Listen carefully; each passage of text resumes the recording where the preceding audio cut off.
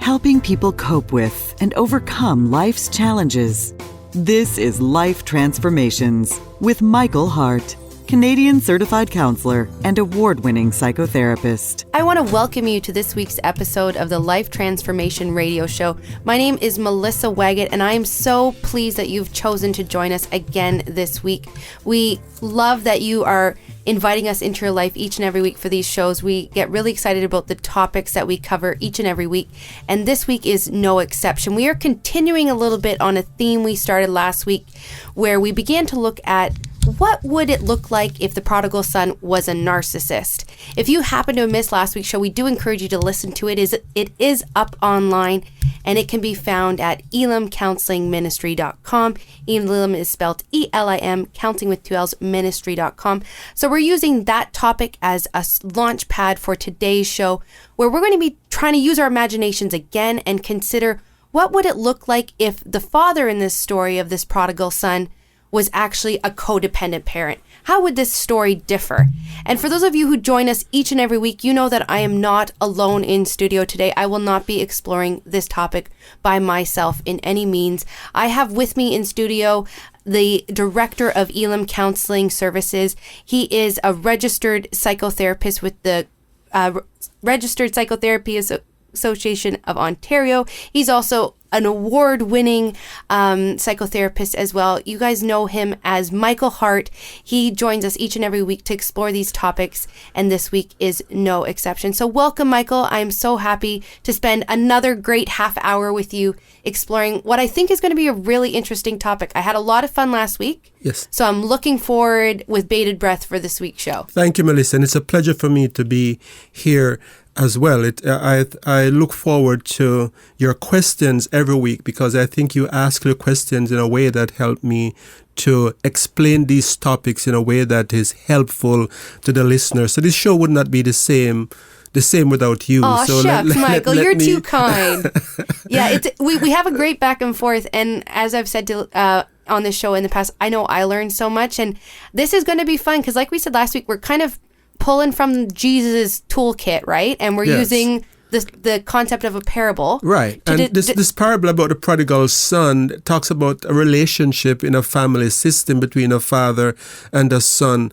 And I think that the kind of dynamic that exists in that story exists in many families today, where you have a wayward child or a spouse that is acting out, and the dynamic, and it creates tension. So this story talks about tension in relationship, but a lot of time people do not have the healthy boundaries that the father in the story of the prodigal son has, because they are codependent with the person who has the addiction, or who has the spending problem, or whatever it is that in whatever way that they're acting out. So I think there's some very important lessons that we can learn from this story by looking at it from a psychological perspective, and elaborating on what it would look like if the father was in fact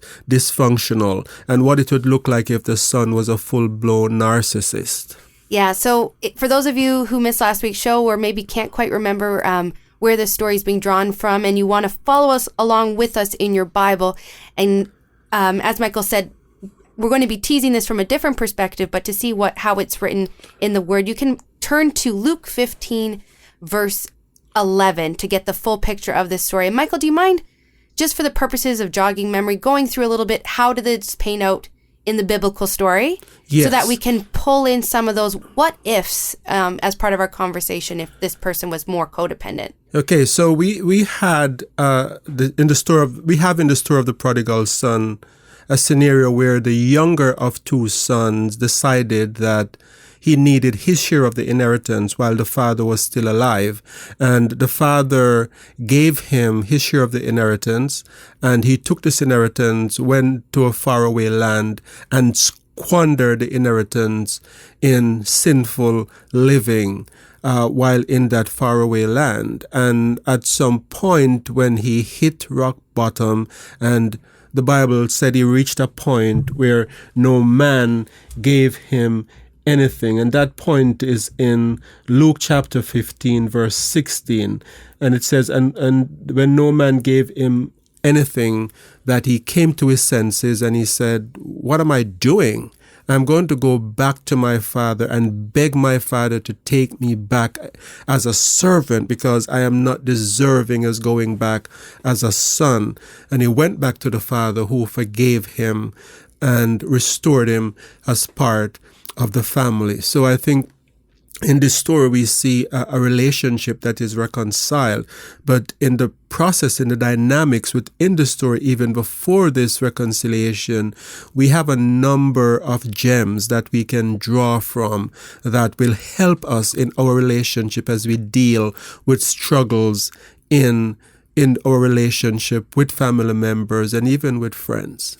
And so to start painting this picture, what is one of those gems that you've pulled out that if we were to take this from the point of view of the dad being really codependent with the son, how would this change how this story played out?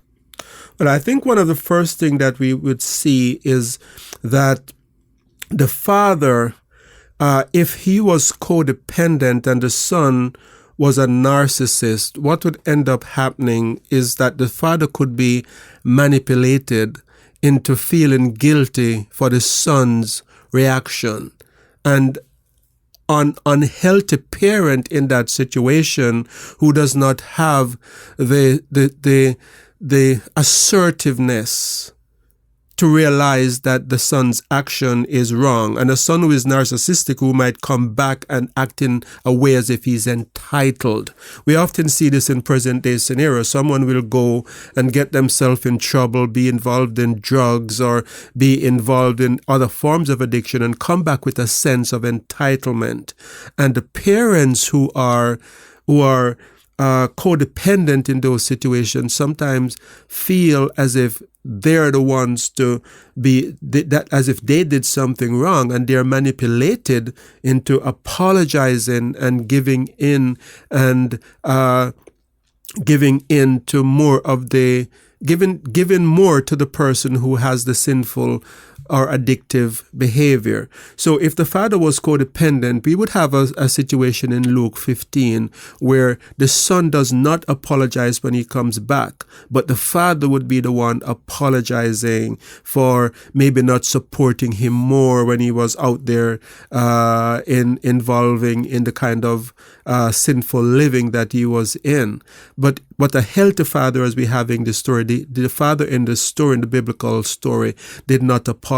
And the son, as we said, we don't think the son is a full-blown narcissist. We think he had narcissistic tendencies, but the fact that he was able to sincerely apologize and did not come back demanding anything makes me feel that he was not a narcissist. If he was a full-blown narcissist and the father was a codependent, we would have a reversal in the story. And the son would come back feeling entitled, and the father would be the one apologizing for making mistakes in the relationship. So I think that paints a very great picture of that contrast between what we see versus what actually happens.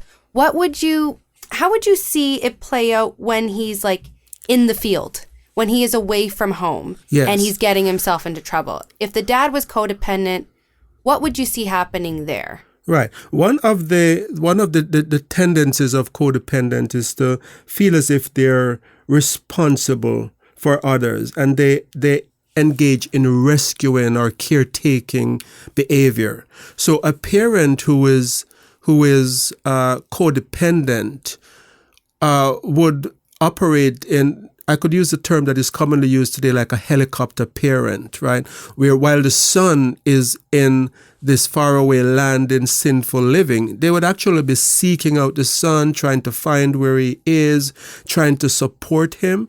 And if it was in today's terms where you could send money electronically, they would be sending money to the son while he's away in this sinful lifestyle, because codependents have this need to rescue and to take care of others. But we see in the story that Jesus told that we had a healthy father. There is nothing in the story that said that the father went to look for the son while he was in this faraway land. Yes, the father anticipated his return and welcomed him when he returned in a healthy manner, but he did not enable him while he was living a sinful lifestyle outside the home. And I think that's the mistake that a lot of families make today, where in the name of love, they end up enabling sinful behavior by giving to people while to family members while they're still in the phase of acting out behaviors. And I'm wondering if you can tease that out a little bit, because as you say, it's in the name of love. And I'm just wondering, when do you cross that line? Because as a parent, your heart doesn't shut off. Right. And you want to take care of your kids, and it's breaking your heart to see them stumbling over there, or the family member that keeps making that mistake. But how do you make that healthy cut? Because it hurts for you too, Right. I think. Yes. And it's, for some people, not a natural reaction. Your natural instinct is to rescue. And if something happens and they get hurt, it's on me. Right. So let us take the example of a person who is an addict, and they are working and they have the money to pay their rent or to pay a mortgage, and they're not paying their mortgage, and they're using this money to buy drugs, or let's say they're gambling this money away. And then you have a parent who is helping out in that situation, and what they're doing is that they're covering the mortgage that has not been paid or the rent that has not been paid. And by so doing, what they're actually doing by paying those expenses is that they're freeing up money for this person to continue in the unwanted lifestyle. And I'm not saying that is easy, because I think there is a natural response that we all have as parents not to see our children hurt. But the father in the story of the prodigal son allowed his son to hit rock bottom. And I don't think that was easy for the father. The fact that he was anticipating his return, looking out for him, showed that he still had a compassionate heart. So I'm not saying that we are supposed to be callous and unloving as parents, but there is a sense in which sometimes love has to take the form of boundaries, where you say, I love you and I don't want you to lose that house that you have, but I'm not going to be paying your mortgage for you while you have money to buy drugs. And I think that's a loving action as well. Let's not confuse it for a moment and think that this is not an action of love, because had the father in the story, not in the prodigal son, not loved his son, then the son could be stuck in that lifestyle, because a father who doesn't love with boundaries would be supporting him while he's in living outside in unwanted, sinful ways. But we are told that no man gave him anything, not even the father. And it was at that point, when no man gave him anything, that the next verse says, and he came to his senses. In other words, he had a wake-up call. And I think when we love people, sometimes that love has to mean we're going to make them hit rock bottom so that they can have that wake-up call. If you've just joined us, you're listening to the Life Transformation Show. And today we are talking about, what if the prodigal son's father was a codependent parent, and if that prodigal son was a narcissist. If you missed the first half of today's show, we encourage you to listen to it on our website at elimcounselingministry.com. Elim is spelled E-L-I-M, counseling with 2 L's, ministry.com. Or you can always call us at 1-877-544-3546. And before we continue into the rest of today's show, we do want to give you a reminder about the upcoming healing retreat coming up on June 8th to 11th at Providence Point in Lanark. As promised, this retreat is going to fill up fast. We are already halfway filled.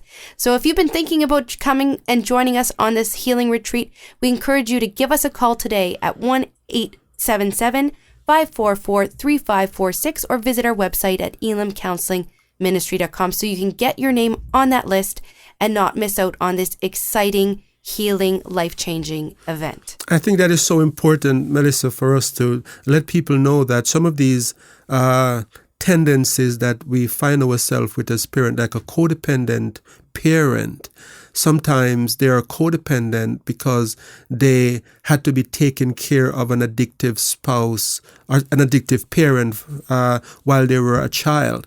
And so that taken care of mentality or tendency follows them into their parenting role. And so they end up having children who they don't discipline and they enable. So in this retreat that we are going to be having, we're going to be talking about things like unwanted generational patterns, or some people call them generational curse, and what to do to break those tendencies and those curse in family. So if you realize that you're listening to this show and some of those things might pertain to you or someone in your family, and you realize that you need help, then this retreat would be a good place to come. Again, it's on June 8 to 11, and it's at Providence Point. And if you'd like to find out more information, go to our website at elimcounselingministry.com. Elim is spelled E-L-I-M as in man, counseling with 2 L's, ministry.com. Or you can call us at 1-877-544-3546. So we just talked about how we would have seen the dad in the story respond when his son was away in terms of rescuing. What other codependent behaviors would we see if he was codependent in this story that we don't see in the biblical version? Codependent parents have this sense of responsibility for their adult children. And one of the things that the father would feel in this story is a sense of guilt. So if this father in the story of the prodigal son was a codependent father, the story would read a lot differently. You would hear about him being plagued with guilt. We would probably hear about him becoming depressed. We'd probably hear about him blaming himself for what had happened with his adult son, but those things are absent in the story of the prodigal son because the father isn't codependent. He realized that the son is an adult and that the decisions that he made were his decisions.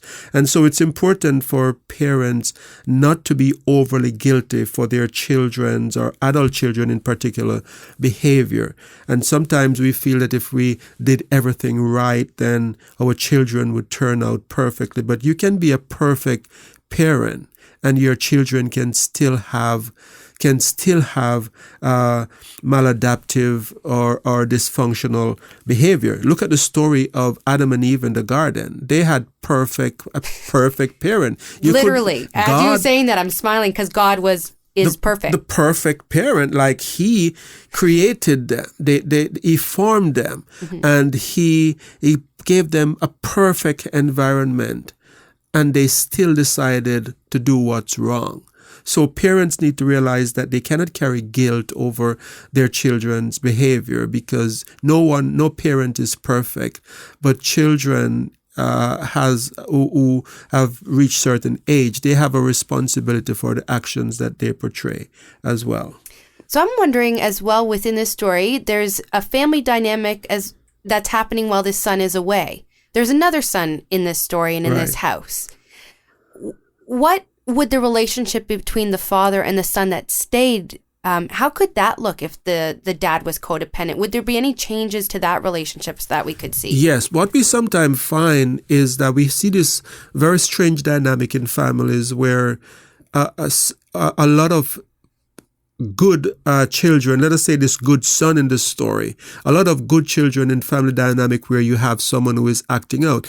The children who stay, the children who are not acting out, sometimes feel as if they are not treated fairly, as if they're reaping a lot of the anger of the parent, or that the son who is gone, or the child who is acting out, the sibling who is acting out, is being given more of the parent's time or more of the parent's resources than you, the child who has always behaved. So if this father was codependent, I think the relationship between he and the older son could look a lot different. What we could find happening, number one, is that a lot of the anger that the father is carrying could be carrying for the son who has taken his resources and plundered it could be displaced at the son who stayed. So we find that dynamic in family systems where parents displaced anger towards one child is directed towards the child who is well behaved. And when this happens, it leads to frustration, because I have clients who have come in who is saying, I don't understand why dad or mom is so angry at me, or why I seem to be getting the brunt of the frustration in the family home when I am the well-behaved child. So sometimes it's because the parent is in such a rescuing mode for that child who is acting out that they don't express the anger that they have to that child who is acting out, but that anger has to come out somewhere. So it end up being expressed to the child who is well behaved. And as you say, in speaking with the clients that you do see, it has effects on that child that's well-meaning as well. And right. So I think that's why this topic is so important, because it affects everyone in the right. family dynamic. And as you say, as much as we're exploring a story from the Bible, these are things you see in your daily practice all the time. Yes. I'm wondering what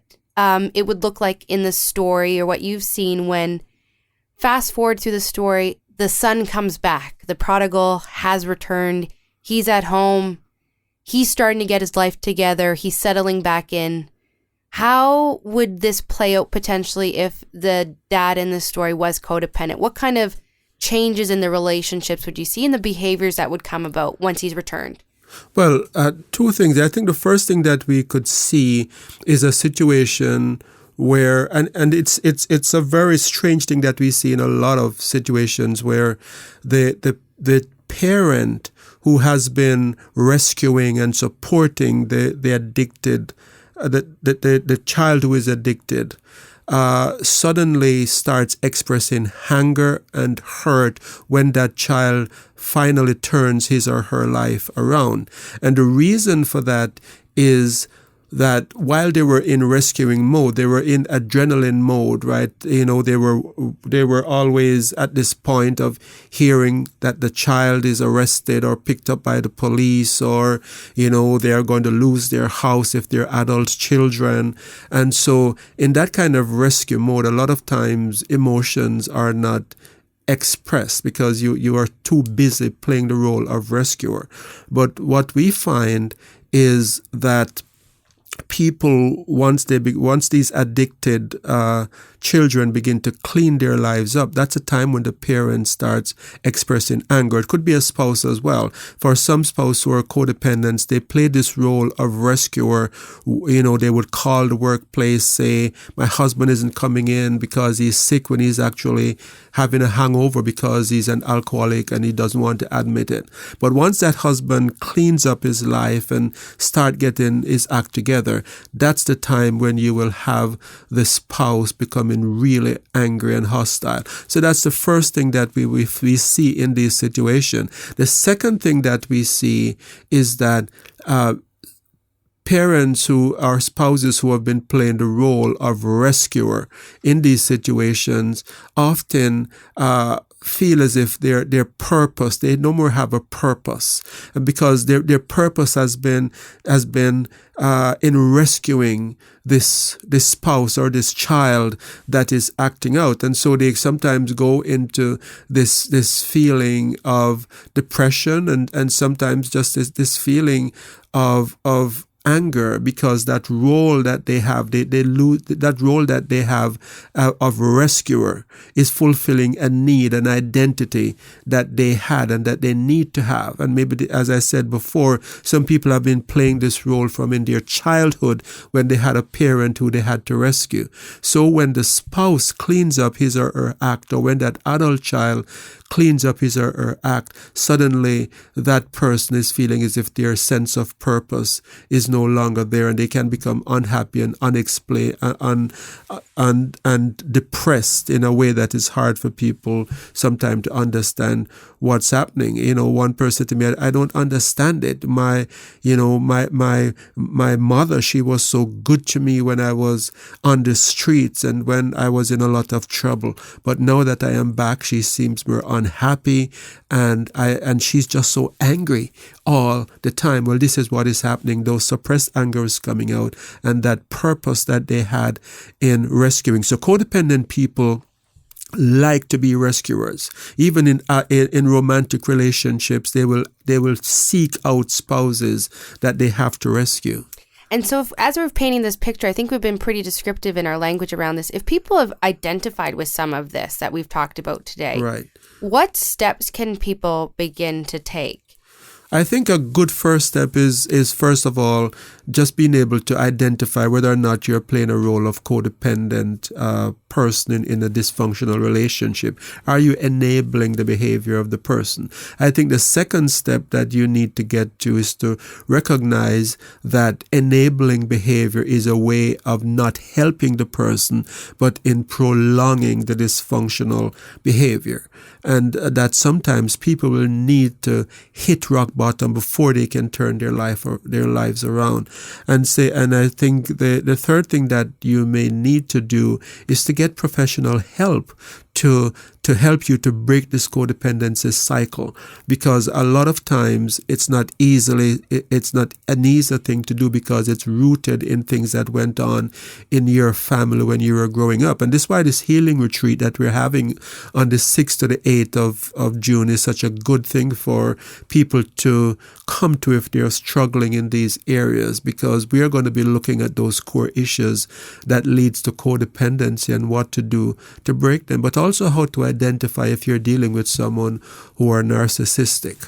And as you say, there's so many things sometimes we're not even aware of that's feeding into that behavior. And until you can spend the time at something like this retreat to get to that root and identify that cause, healing can be impeded. And so it's so important to figure out what is that driver behind the behavior.